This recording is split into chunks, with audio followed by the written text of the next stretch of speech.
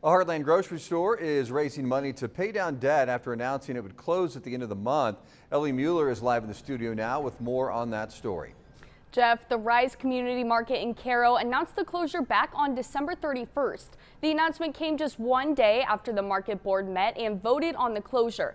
And I've been reaching out to board members all day regarding the decision, but so far no one has gotten back to me. However, in a statement posted on Facebook on December 31st, founder and market president Gabriel Harris said the decision was based on data and foot traffic. The market plans to stay open for the rest of this month and then close for good on January 1st. In the meantime, the market is holding fundraising events to raise money to pay off outstanding debt. Live in the studio, Ellie Mueller, Heartland News.